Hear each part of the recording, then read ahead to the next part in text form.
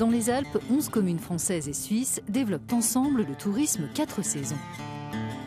En dehors de l'hiver, les pratiquants de trail running et de VTT électrique se lancent à l'assaut des sommets aux Portes du Soleil, le plus grand domaine skiable transfrontalier du monde.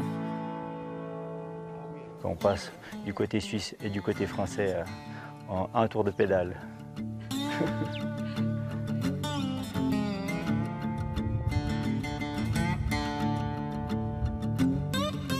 Florian s'essaye à ces 2 nouvelles disciplines proposées entre le printemps et l'automne dans le cadre de renouveau estival des Portes du Soleil.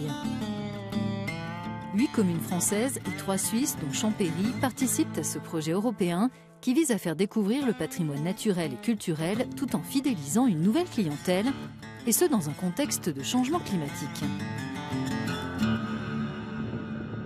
Alors moi, j'ai pas du tout l'habitude du vélo électrique, c'est quand même un sport assez doux, on peut le faire encadrer, par exemple ici, et c'est quelque chose qui est vraiment simple et qui permet également de voir la montagne autrement que via juste le ski.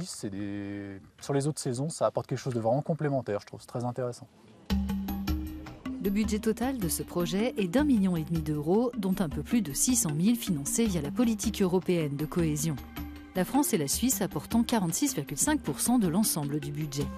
En saison estivale, les 12 stations du domaine sont reliées grâce à la mise en service de 25 télésièges. En plus des parcours de VTT, Renouveau estival des Portes du Soleil a permis de proposer 55 parcours de trail running transfrontaliers visibles sur l'application du projet.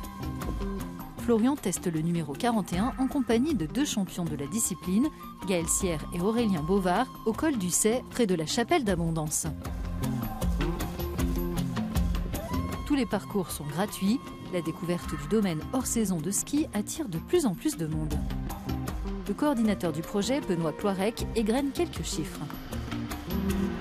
Si on prend le VTT aux remontées mécaniques, cette année on a fait 1 700 000 passages. Sur les piétons, on a plus de 800 000 personnes cet été qui ont pu naviguer sur le domaine grâce aux remontées mécaniques.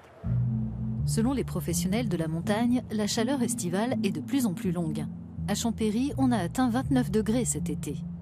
En attendant la neige, le développement d'un tourisme durable est un atout pour ceux qui ont un commerce dans les stations, comme le patron de ce restaurant.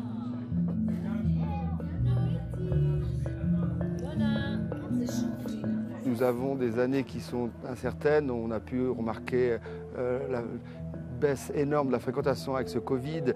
Maintenant, on est confronté à des problèmes énergétiques. Donc, je pense qu'il est important de d'étendre l'offre sur toutes les saisons de l'année.